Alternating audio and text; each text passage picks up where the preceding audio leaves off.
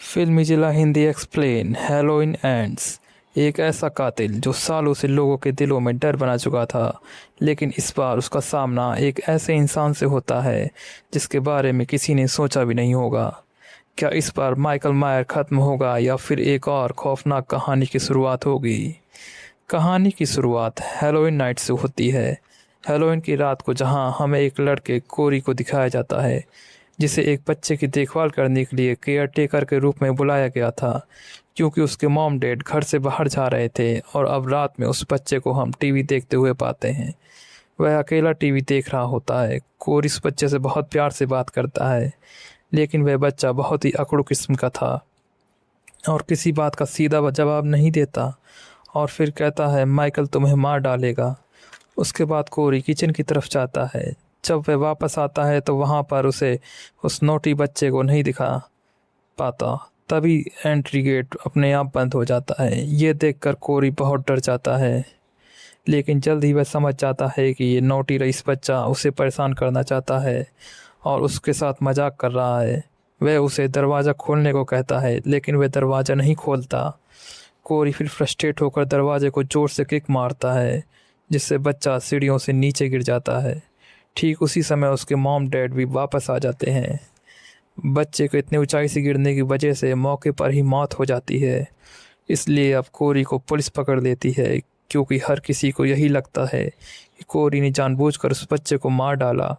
हालांकि कोरी सबको समझाने की कोशिश भी करता है, लेकिन उसके पास कोई बेगुनाही का सबूत न होने के कारण उसको जेल जाना पड़ता है। अब कहानी हमें 3 साल आगे ले जाती है और अब इस पूरे शहर में माइकल नाम के सीरियल किलर की दहशत होती है, जिसने पहले भी कई सारे कत्ल किए थे और 4 साल पहले वह जेल से भाग निकला था। इसके बाद उसने कई सारे लोगों के ऊपर हमले किए होते हैं, लेकिन हैरानी की बात यह थी कि इन 4 सालों में किसी ने भी माइकल को नहीं देखा होता। इसी शहर में हमें एक कंक्रीट पाइप को दिखाया जाता है। माइकल पिछले 4 सालों से यहीं छुप कर रह रहा होता है। वहीं दूसरी तरफ हमें लॉरी को दिखाया जाता है, जो अब बूढ़ी हो चुकी हैं। माइकल की वजह से उनकी पूरी ज़िंदगी हमेशा परेशानियों से ही गुजरी।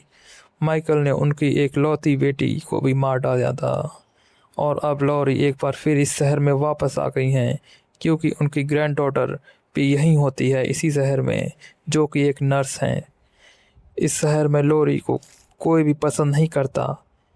वह सिर्फ एक ऑफिसर से बात करती हैं, क्योंकि ये दोनों कहीं ना कहीं अभी भी एक दूसरे को पसंद करते हैं। अभी भी फीलिंग्स हाई हैं। एक दिन जब वह घर लौट रही होती है, तभी एक लेडी उसके बारे में उल्टा सीधा बोलने लगती है।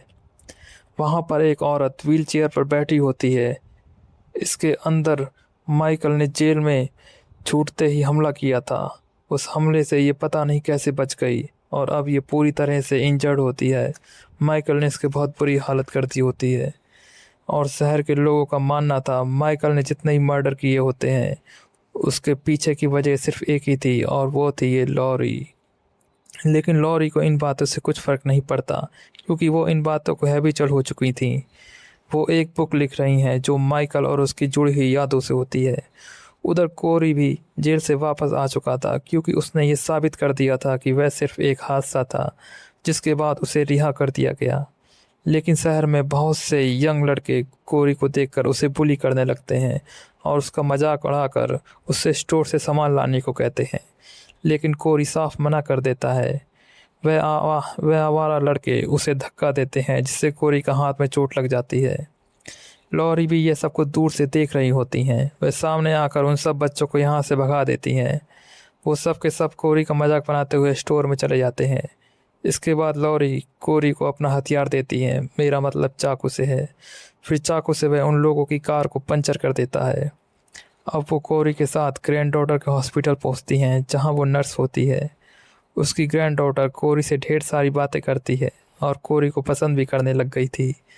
रात को ये लोग एक पार्टी एंजॉय करने के लिए जाते हैं, जहां सभी ने मास्क लगाया होता है, लेकिन कोरी अपना मास्क निकालकर बियर पीने लगता है। तभी उस बच्चे की माँ भी उधर पार्टी में होती है, जो कोरी को देखते ही तिलमिला जाती है और खूब बुरा बुरा बोलती है। कोरी तो बिल्कुल टूट ही जाता है। वह वहाँ से बाहर निकल जाता है। हालांकि लॉरी की ग्रैंड डॉटर एलिसन उसे रोकने की कोशिश भी करती है, लेकिन वह किसी की नहीं सुनता। और जब वह घर की ओर जा रहा होता है तभी वहाँ पर वही आवारा लड़के मिल जाते हैं जो उसे हमेशा बुली किया करते थे और एक बार फिर उसे बुली करना शुरू कर देते हैं। कैरी कोरी जो अब पहले से बहुत ज़्यादा गुस्सा होता है वह भी उन्हें बुरा भला बोलना शुरू कर देता है, जिससे झगड़ा बढ़ने की वजह से वह लोग उसे फ्लाईओवर से नीचे फेंक देते हैं। वो सोचते हैं कोरी मर गया, इसलिए सब दुम दबा के वहाँ से भाग जाते हैं। तभी कोई कोरी को घसीटता हुआ उसी पाइप के अंदर खींच लेता है जहाँ माइकल रहता है। कोरी को जब होश आता है तो उसे समझ नहीं आता वो कहाँ आ गया है। वह वहाँ से निकलने की कोशिश करता है लेकिन तभी माइकल आ जाता है और पकड़ लेता है। लेकिन माइकल उसे मारता नहीं क्योंकि कहीं ना कहीं उसे कोरी के अंदर अपना अक्स दिखाई दे रहा होता है और फिर वह कोरी को पाइप के बाहर फेंक देता है। लेकिन तभी वहाँ एक बूढ़ा आता है। वो कहता है माइकल जिसे भी अंदर ले गया होता है वो कभी बाहर नहीं आ सकता, तुम कैसे निकल आए, अब तुम्हें फिर अंदर जाना होगा और माइकल को ख़त्म करना होगा, ये मेरा हुक्म है, क्योंकि उसके बाद मैं माइकल बनूंगा। कोरी यहाँ बहुत ज़्यादा डर जाता है और उसी डर की वजह से बूढ़े की मौत की नींद सुला देता है और वहाँ से भाग आता है। जब वह घर आता है तो उसकी आंखें पूरी तरह से बदल चुकी थीं। कहीं ना कहीं जो उसके अंदर छुपा हुआ गुस्सा होता है वह सामने आ जाता है, क्योंकि इस शहर के लोगों ने कभी उसके साथ अच्छा व्यवहार नहीं किया होता।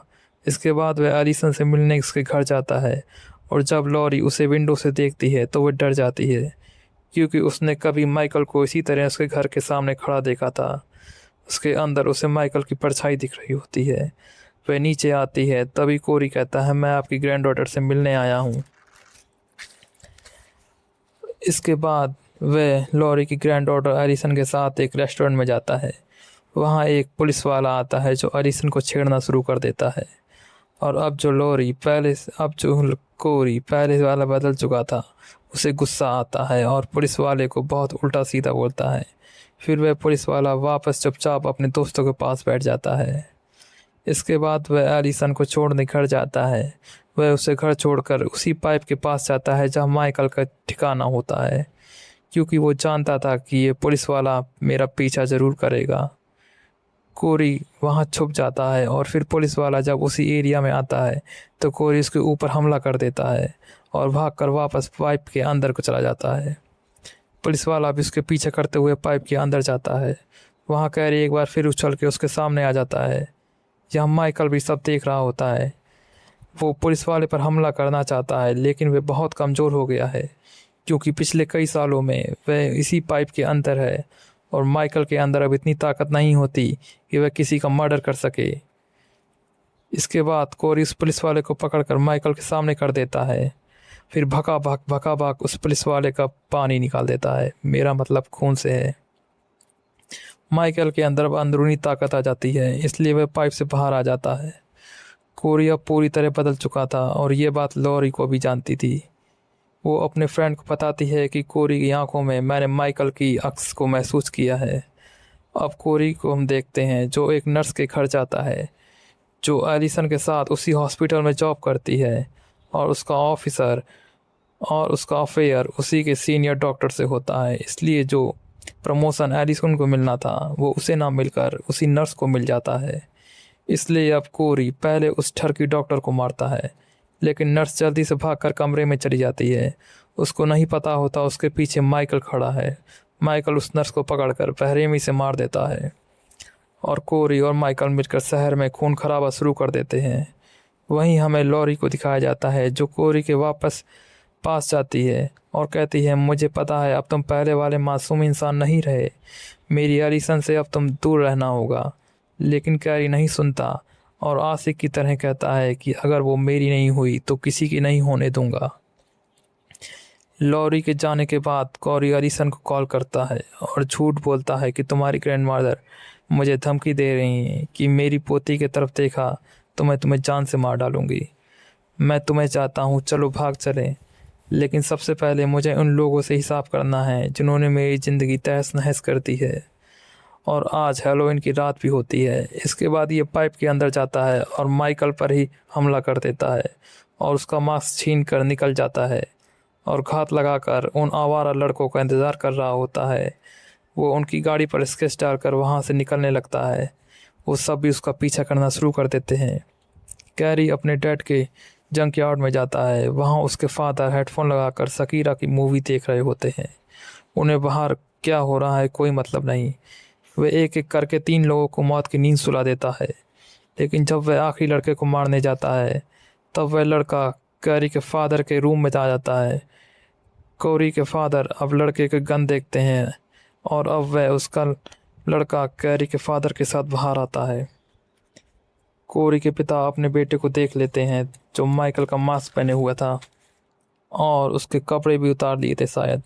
वह लड़का पीछे से कोरी पर निशाना लगाता है। वह ट्रिगर दबा देता है लेकिन कोरी के सामने उसके पिता आ जाते हैं और सीधा गोली फोरहेड पर लगती है और उनकी मौत पे यहीं हो जाती है। वह उस लड़के को मारकर अपने घर आता है जहाँ पर उसकी स्टेप मॉम होती हैं जो हमेशा कोरी को ताने दिया करती थीं। कोरी भी उनका काम तमाम कर देता है। अब हमें लोरी को दिखाया जाता है जो उसकी ग्रैंड डॉटर एलिसन सारा सामान पैक कर रही होती है क्योंकि एक वही है जो सेफ है, क्योंकि कोरी उसे चाहता है।